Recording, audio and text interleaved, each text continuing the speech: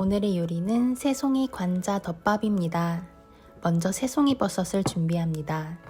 지저분한 밑둥은 제거해준 후 약 2cm 간격으로 잘라줍니다.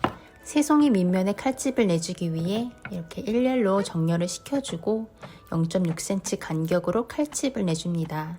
자를 때 깊이를 가늠하기 어려우신 분들은 두껍고 긴 젓가락을 지지대로 활용하면 좋습니다.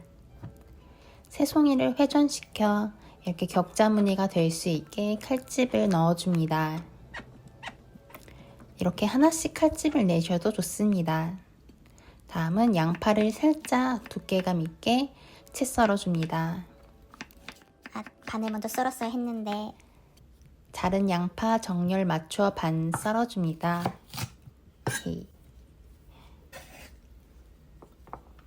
다음은 홍고추를 길게 반 가르고 약 0.3cm로 귀엽게 잘라줍니다. 냉동시켜 두었던 마늘을 꺼내 살짝 녹인 후 으깨줍니다. 다진 마늘 오케이. 갑자기 양념장을 만듭니다. 양념장 만들기, 다진 마늘, 올리고당 등등 레시피대로 양념 재료를 모두 넣어주고 휘리릭 섞어줍니다. 빠트린 물 50ml가 생각났습니다. 휘리릭. 마늘도. 죄송합니다. 이제 조리할 준비, 달걀 2개를 깨뜨려줍니다.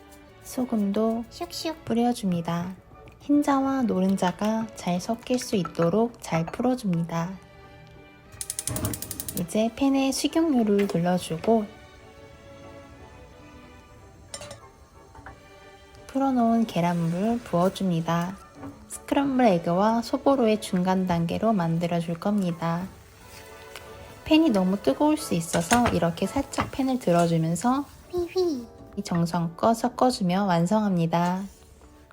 이제 버섯을 볶아줄 거예요. 팬에 버터를 넣어주고 새송이 버섯을 넣습니다.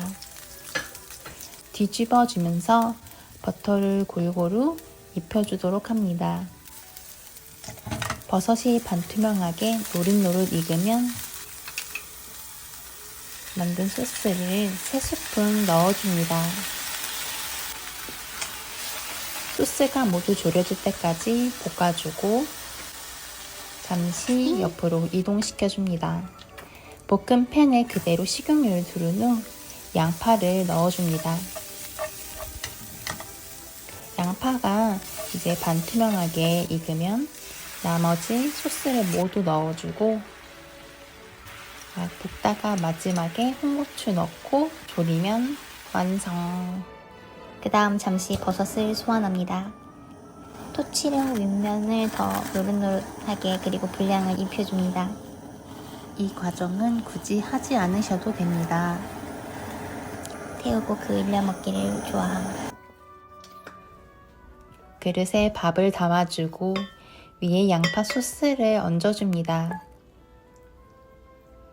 볶은 달걀을 위에 가지런히 얹어주고 그다음에 새송이 버섯을 차곡차곡 얹어줍니다. 자리가 비좁아서 버섯 정렬할게요. 짠! 완성이에요. 후추후추. 너무 기대됩니다. 맛볼 시간. 한번 먹어볼게요. ASMR.